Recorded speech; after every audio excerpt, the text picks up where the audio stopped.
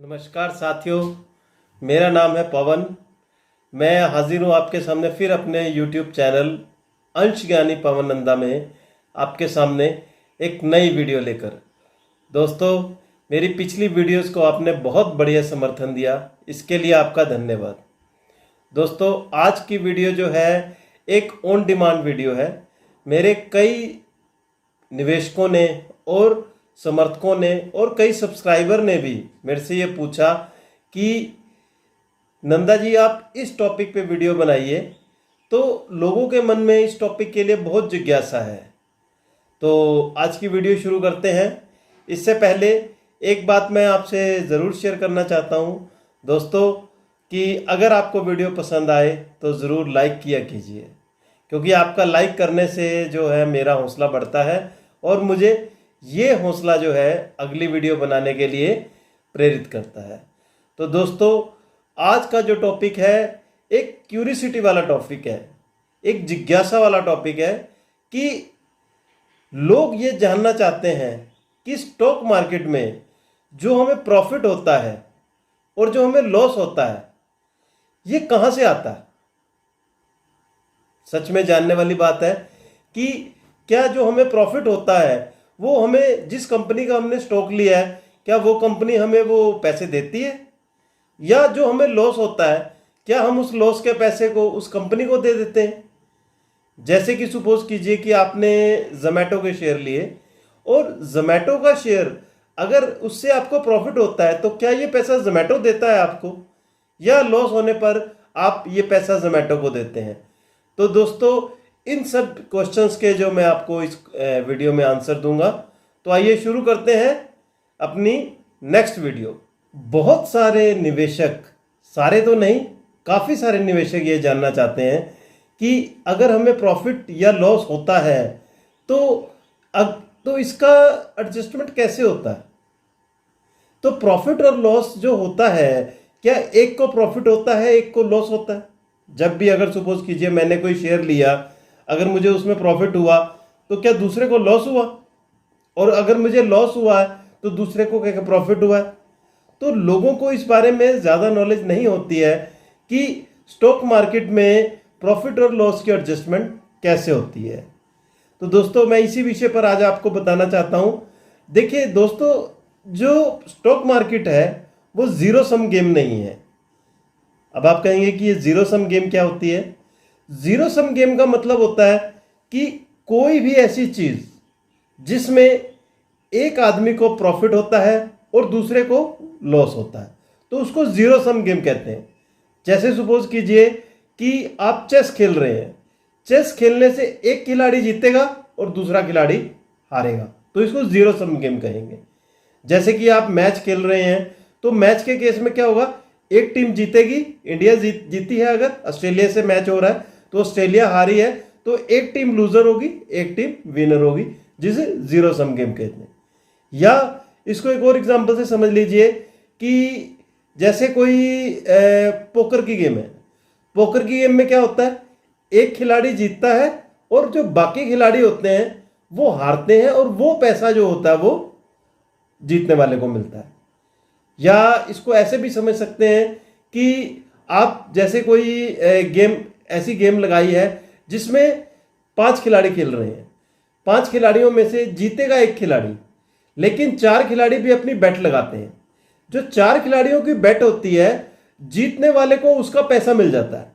It means, कहने का मतलब ये हुआ कि एक जीतता है और बाकी सारे हारते हैं। तो इस पोजीशन को जीरो सम गेम कहते हैं। जीरो सम गेम में हमेशा एक का प्रॉफिट होता है एक का लॉस होता है। लेकिन स्टॉक मार्केट भी क्या जीरो सम गेम है? क्या मुझे जो प्रॉफिट हुआ है वो किसी और को लॉस हुआ? तो ये मन में एक जिज्ञासा बनी रहती है। तो इसी जिज्ञासा के लिए ये वीडियो है। तो आपको मैं सबसे पहले ये क्लियर कर दूं कि stock market zero sum game नहीं है।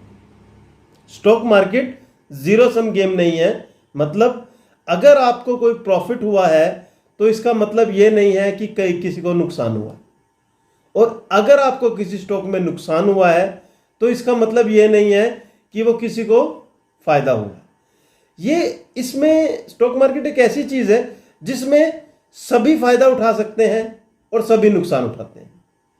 तो इस कंसेप्ट को समझने के लिए मैं आपको थोड़ा सा और समझाना चाहता हूं कि जैसे सपोज कीजिए कोई भी कंपनी है, वो क्या करती है कि मार्केट में आईपीओ लेके आती है। ठीक है, मार्केट में जैसे सपोज कीजिए कि कोई एक कंपनी मार्केट में आईपीओ लेके आई 100 रुपए का। मार्केट की क्वालिटी बहुत अच्छी थी, मार्केट की मतलब पोजीशन बहुत अच्छी थी और कंपनी भी एक अच्छी कंपनी थी। तो उस केस में क्या होगा, वो 100 रुपए का आईपीओ उसने उतारा और सपोज कीजिए कि उसे राजेश ने खरीद लिया। उसको राजेश ने जो है 100 रुपए के आईपीओ को 100 रुपए में लिया। ठीक है, और जब वो 100 रुपए का आईपीओ 150 रुपए में बाजार में लिस्ट हुआ, तो ऐसा नहीं है कि जो 100 रुपए थे वो तो कंपनी के पास चले गए, वो कंपनी को मिल गए। आईपीओ से जो पैसा दिया, राजेश ने जो पैसा दिया, वो कंपनी को 100 रुपए मिल गए। उसके बाद जब वो बाजार में लिस्ट हुआ तो हो सकता है वो 150 रुपए में लिस्ट हुआ। 150 रुपए में लिस्ट हुआ तो उसको क्या हुआ कि राजेश के बाद महेश ने खरीद लिया बाजार से, तो उसको वो 150 रुपए का मिला। ठीक है, उसके बाद क्या हुआ कि थोड़े दिन बाद वो उसका रेट जो है और बढ़ा, कंपनी बढ़िया थी, उसका रेट 170 रुपए हो गया और वहां पे 170 रुपए में हो सकता है कि सुमेश ने खरीद लिया हो। ठीक है, सुमेश ने जब खरीदा तो ऐसा नहीं है कि उसने मतलब राजेश और महेश का कोई प्रॉफिट ले लिया है, उसने 170 रुपए का बाजार से खरीदा है। ठीक है, तो उस केस में क्या होता है कि जब अगर सपोज कीजिए कि राजेश अगर अपना आईपीओ 170 रुपए में अगर थर्ड पार्टी को बेच देता है तो उसे 70 रुपए फायदा होगा, लेकिन नुकसान किसी को नहीं हुआ। इसमें क्या होता है कि 100 वाला 150 में, 150 वाला 170 में, 170 वाला 200 में, 200 वाला 300 में, ऐसे ही लोग आपस में स्टॉक मार्केट में सेल परचेज कर रहे हैं। इसमें कंपनी का कोई इन्वॉल्वमेंट नहीं है। कंपनी ने तो अपना आईपीओ दे दिया, कंपनी ने अपना आईपीओ दे दिया और कंपनी को अपना पैसा मिल गया। इस केस में क्या हुआ कि जैसे जैसे कंपनी अपना प्रमोट होती रही, कंपनी के वैल्यू एडिशन होता रहा, कंपनी के जो फंडामेंटल इंक्रीज होते रहे, कंपनी की सेल वैल्यू बढ़ती रही, प्रॉफिटेबिलिटी बढ़ती रही, तो कंपनी की एक वेल्थ क्रिएशन होती रही। कंपनी की वेल्थ क्रिएशन में क्या होता है कि उस केस में जैसे जैसे स्टॉक का रेट बढ़ता है तो लोग आपस में ही इसको ट्रेड कर रहे हैं, कंपनी का इससे कोई लेना देना नहीं। हाँ, उसमें एक मार्केट वैल्यू आ गई है, उस मार्केट वैल्यू को लोग ट्रेड कर रहे हैं और उसके बेस में किसी ने 100 पे खरीदा होगा, कोई 150 पे भी खरीद रहा है, कोई 130 पे भी खरीद रहा है, कोई 200 पे भी खरीद रहा है, कोई 170 पे भी खरीद रहा है। तो अगर स्टॉक का रेट बढ़ता जा रहा है तो इसमें सभी फायदा कमा रहे हैं। 150 वाले ने 170 में बेचा तो उसने 20 रुपए फायदा कमाया, 100 वाले ने 125 पे बेचा तो 25 रुपए उसने फायदा कमाया, 125 वाले ने 170 पे बेचा तो उसने बैलेंस फायदा कमाया। मतलब कहने का यह है कि स्टॉक मार्केट एक सट्टा नहीं है, ये जीरो सम गेम नहीं है कि इसमें एक को प्रॉफिट होगा तो दूसरे को नुकसान होगा ही होगा, ऐसा नहीं है। स्टॉक मार्केट में आप क्या कर सकते हो, आप कभी स्टॉक में रेट को ऑपरेट नहीं कर पाएंगे अपने लेवल पे। एक छोटा इन्वेस्टर कभी भी स्टॉक के रेट को ऑपरेट नहीं कर सकता। उसको क्या है, वो अपने प्रॉफिट का शेयर उसमें से निकाल सकता है या लॉस का शेयर अपना दे सकता है, बस, इससे ज्यादा और कुछ नहीं है। आप अपना शेयर 100 रुपए में लेके 130 रुपए में बेच रहे हैं, 30 रुपए आपको मिले हैं, हो सकता है जो 130 में खरीद रहा है उसके लिए ये स्टार्टिंग हो। ठीक है, इससे कंपनी का कोई लेना देना नहीं है। स्टॉक मार्केट में लोग आपस में ट्रेडिंग कर रहे हैं, ठीक है, और आपस में एक दूसरे की चीज को बढ़ते हुए रेट में ले रहे हैं तो उसको प्रॉफिट होगा। और इसके रिवर्स, अगर सपोज कीजिए कोई कंपनी है, उसने 100 रुपए का शेयर शुरू किया है और उसकी प्रॉफिटेबिलिटी गिरती चली जाती है, ठीक है, और उसके बाद अगर किसी ने वहां पे 100 रुपए का शेयर लिया है और बाद में प्रॉफिटेबिलिटी गिरने के कारण या कंपनी की वैल्यूज डाउन होने के कारण या उसकी परफॉर्मेंस कम होने के कारण अगर वो 90 रुपए में आ जाता है तो उस केस में वो 90 रुपए पे बेच देता अपना स्टॉक, उसे 10 रुपए नुकसान हुआ, लेकिन 90 रुपए में जिसने खरीदा है, ऐसा नहीं है कि उसे 10 रुपए का फायदा हुआ है, ऐसा नहीं है, उसकी बाइंग प्राइस 90 रुपए की हो गई है। इस तरीके से अगर स्टॉक और गिरता जाता है तो वो 90 रुपए वाला बेच देता है 70 रुपए में। अगर 70 रुपए रेट आ जाता है, 70 रुपए में क्या होता है, उसे 20 रुपए का नुकसान हुआ, लेकिन जिसने 70 रुपए में खरीदा है उसे 20 रुपए का फायदा नहीं हुआ है, उसका बाइंग रेट 70 रुपए हो गया। इट मींस कि स्टॉक का रेट या प्रॉफिट या लॉस जो भी है, ये कंपनी की प्रॉफिटेबिलिटी, उसकी परफॉर्मेंस पे डिपेंड करता है। जैसे कि सपोज कीजिए कि बीएससी ने स्टॉक दिया था, बीएससी ने एक स्टॉक दिया 10 रुपए फेस वैल्यू का, और वो 2-250 रुपए पे आया, ठीक है। वो 2-250 रुपए से बढ़ते बढ़ते बढ़ते उसकी प्रॉफिटेबिलिटी, परफॉर्मेंस बहुत बढ़िया थी, और वो स्टॉक 7,000 रुपए तक हो गया या 5,000 रुपए तक हो गया। तो उस केस में क्या होगा कि ऐसा नहीं है कि किसी को नुकसान हुआ होगा, किसी को नुकसान नहीं हुआ। इसमें क्या हुआ है कि लोग ऊपर के रेटों पे बाय करते चले गए, और हर नीचे वाले ने जो उसे ऊपर वाले रेट में बेचा है तो उसको उसका फायदा हुआ। तो लेने वाले का ऐसा नहीं कि एक ने प्रॉफिट लिया तो दूसरे को नुकसान हो गया, ऐसा कुछ नहीं। इसमें नेट शेल यही है कि अगर कंपनी की परफॉर्मेंस बढ़ती है, कंपनी अपवर्ड ट्रेंड में रहती है, स्टॉक उसकी वैल्यूएशन बढ़ती है, तो उस केस में सभी फायदा कमाते हैं। लेकिन इसके उलट अगर सपोज कीजिए कोई कंपनी है जिसकी performance quarter on quarter, year on year down आ रही है, और स्टॉक का रेट भी पैरेलली उसके साथ डाउनवर्ड ट्रेंड में है, तो इसमें सभी लोग नुकसान करते हैं। ये जीरो सम गेम नहीं है कि एक को प्रॉफिट होगा तो एक को नुकसान होगा, ऐसा नहीं है।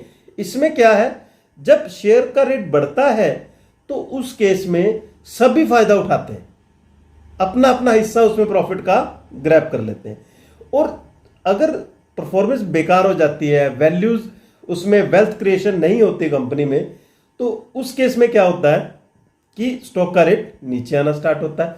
नीचे आते हुए ऐसा नहीं है कि अगर किसी ने लॉस किया है तो दूसरे को प्रॉफिट होगा, हो सकता है कि नीचे आते आते सारे ही लॉस करते हैं।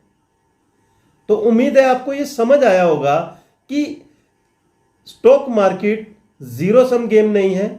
इसमें ऐसा नहीं होता कि एक व्यक्ति जो खरीदता है वो प्रॉफिट में रहता है या लॉस में रहता है, तो उसके ओपोनेंट जो होता है दूसरा व्यक्ति, उसके प्रॉफिट या लॉस में रहेगा। इसमें बढ़ते हुए स्टॉक में सभी अपना अपना शेयर निकाल सकते हैं, घटते हुए स्टॉक में सभी अपना अपना जो है लॉस की मात्रा को करते हैं। कहने का मतलब यह हुआ कि इसमें कंपनी का कोई लेना देना नहीं होता। स्टॉक मार्केट में ट्रेड हो रहे हैं, हम जैसे निवेशक जो हैं उनमें ट्रेड कर रहे हैं। अगर सपोज कीजिए कि एक निवेशक ये सोच रहा है कि इसका रेट ऊपर जाएगा तभी वो बाय कर रहा है, एक निवेशक एक सोच रहा है कि उसका रेट नीचे आएगा तभी वो सेल कर रहा है, और जहां पे बायर और सेलर मिल जाते हैं वहीं पे स्टॉक ट्रेड होता है। आपको ये पता होना चाहिए कि एक बिड कैसे ट्रेड होती है कि बायर कह रहा है कि मैं 10 रुपए पे चीज लेना चाहता हूं, ठीक है, जो सेलर है वो 12 रुपए पे बेचना चाहता है। या तो 10 रुपए का बायर जो है बढ़ते बढ़ते 12 रुपए तक आ जाए तो वहां पे ट्रेड हो जाएगा, या इसके रिवर्स में अगर कोई इन्वेस्टर बेचना चाहता है तो उस केस में इसका रिवर्स चलेगा।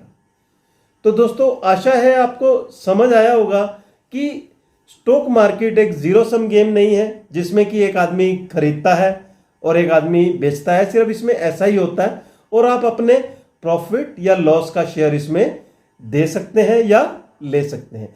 इसमें ऐसा नहीं होता, ये कोई जुआ या सट्टा नहीं है, ये this is a full fledge business.